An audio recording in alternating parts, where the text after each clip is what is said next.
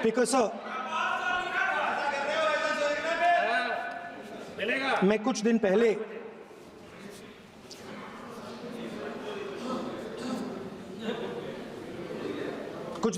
मैं हाथरस गया।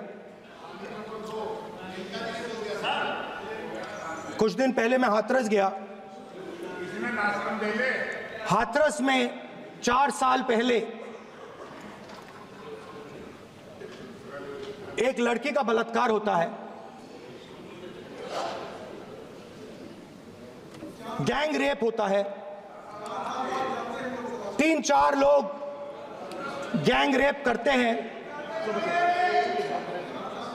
मैं 2-3 दिन पहले उस लड़की के परिवार के घर में गया।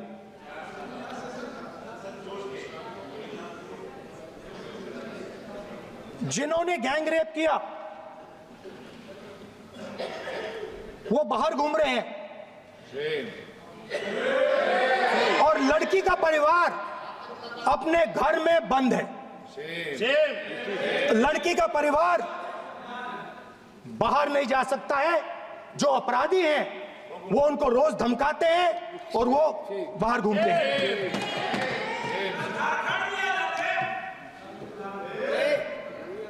परिवार ने मुझे बताया कि बेटी का जो अंतिम संस्कार था वो भी नहीं करने दिया और चीफ मिनिस्टर ने इसके बारे में खुलकर मीडिया में झूठ बोला है। ये कॉन्स्टिट्यूशन में कहां लिखा है? ये कॉन्स्टिट्यूशन में कहां लिखा है कि जो बलात्कार करते हैं वो बाहर रहे और जिसका रेप हुआ है, जिसके परिवार, उस परिवार को बंद कर दिया जाए? कहां लिखा है कॉन्स्टिट्यूशन में? ये आपकी किताब में लिखा हुआ है, मनुस्मृति में लिखा है, मगर कॉन्स्टिट्यूशन में नहीं लिखा। और अगर आप कहते हो कि यूपी में आपका राज है और वहां पे कॉन्स्टिट्यूशन नहीं लागू होता है, वहां पे मनुस्मृति लागू हो रही है।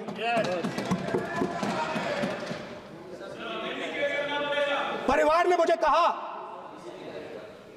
मुझे कहा कि यूपी की सरकार ने उन्हें वायदा किया था, कहा था कि हम आपका रिलोकेशन करेंगे, आपको कहीं और रहने की जमीन देंगे। आज तक 4 साल हो गए हैं, आज तक उनका रिलोकेशन नहीं किया गया है। और हर रोज उन्होंने मुझे फोटो दिखाई, वो बाहर निकलते हैं और जिन्होंने बलात्कार किया वो धमकाते हैं उनको। तो मैं इस हाउस में कहना चाहता हूं कि अंबेडकर जी के संविधान वाले लोग, इंडिया गठबंधन वाले लोग, हम सब मिलकर उस परिवार का रिलोकेशन हम करेंगे अगर आप नहीं करोगे तो। और हिंदुस्तान के हर गरीब व्यक्ति को हम ये कहना चाहते हैं, आपकी रक्षा कॉन्स्टिट्यूशन करता है और ये बीजेपी के लोग कॉन्स्टिट्यूशन पर 24 घंटा आक्रमण करते रहते हैं। कॉन्स्टिट्यूशन में लिखा है prohibition of discrimination on grounds of religion, race, caste, sex और place of birth. The state shall not discriminate against any citizen on grounds only of religion, race, caste, sex, place of birth, or any of them.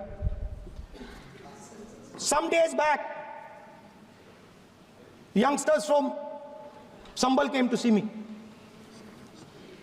Innocent people, they had done nothing.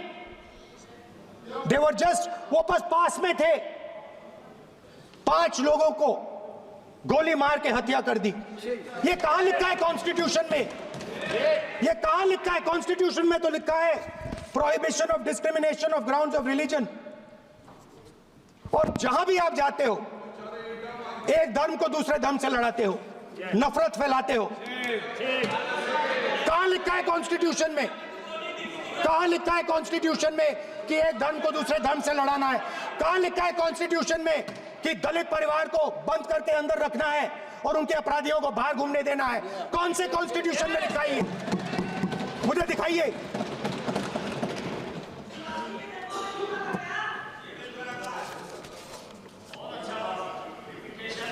Speaker sir, हमने हमारी जो विचारधारा है, India गठबंधन की विचारधारा है, वो देश में कॉन्स्टिट्यूशन लाई है। हम सब मिलकर कॉन्स्टिट्यूशन की रक्षा करते हैं। अंबेडकर जी ने कहा था, if there is political equality but no social and economic equality, political equality will be destroyed. ये अंबेडकर जी के शब्द हैं और आज ये बात सबके सामने है। पॉलिटिकल इक्वालिटी जो थी वो खत्म हो गई है। हिंदुस्तान के सारे इंस्टीट्यूशंस कैप्चर कर लिए गए हैं। सोशल इक्वालिटी नहीं रही, फाइनेंशियल इकोनॉमिक इक्वालिटी नहीं रही। इसीलिए हमारा अगला कदम जाति जनगणना होगा। हम देश को दिखाना चाहते हैं कि आपने किन लोगों का और कहां कहां अंगूठा काटा है।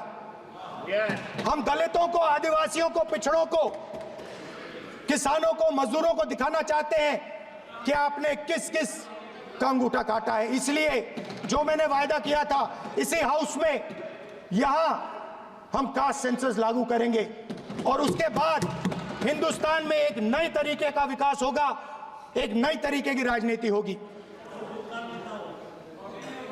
जो मैंने पहले कहा था, जो आपको अच्छा नहीं लगता है, 50% रिजर्वेशन, उस दीवार को हम यहां तोड़ेंगे। 50% रिजर्वेशन की दीवार और जाति जनगणना हम यहां करा के दिखाएंगे। आपको जो कहना है कर लो, कह लो। स्पीकर सर, बहुत बहुत धन्यवाद। अध्यक्ष जी सर, क्योंकि एक मिनट में बुलाता हूं।